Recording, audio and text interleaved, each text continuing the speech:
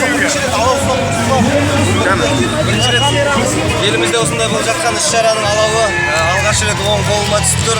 Әрине, еліміздің жасап жатқан жұмысына осындай саясаттарға жастар біріккен жерге келу біз үшін де үлкен бір бақыттың нышаны деп есептеймін. Сол еліміз өркендей берсін, жасай берсін, қазақ спортшыларына сәттілік тілейміз. Жеңісті күндерде, жемісті күндерде жолыққанша. Рахмет. Қандай сезінесің өзің қазір? Енді бір алып бара жатқан мен спортшы емеспін, олимпиададан келіп халқым мені күтіп алып жоқ, бірақ үлес қосып тұрғаннан кейін бір енді бөлектеу кішкене осындай іс-шараларға қатысып, маған сенім артып тапсырғаннан кейін алау көтеріп тұрған, бір жалау көтеріп тұрған мен тең болып тұр. Рахмет, жасай берсін қазақ елі. Жалпы универсиада ойындарына қатысатын спортшыларды өзің білесің бе, бір жеке танитын спортшыларың бар ма? Бұлай қарым-қатынаста жақын таныста ешкімді білмеймін, бірақ дайындық үстіндегі спортшыларымды көрдім.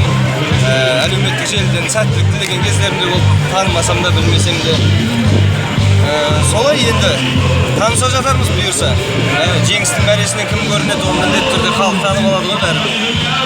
Енді ең танымалы Денистен, жалпы Денистердің алдын алуға қаншалықты үміті мол?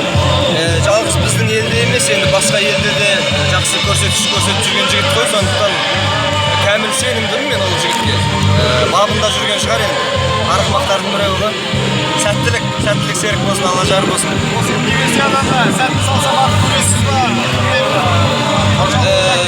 Енді сәтін салса, бұйырып тұрса, міндетті түрде онда қызықтан қалмауға тырысамыз ғой, кім көргісі келмейді оны.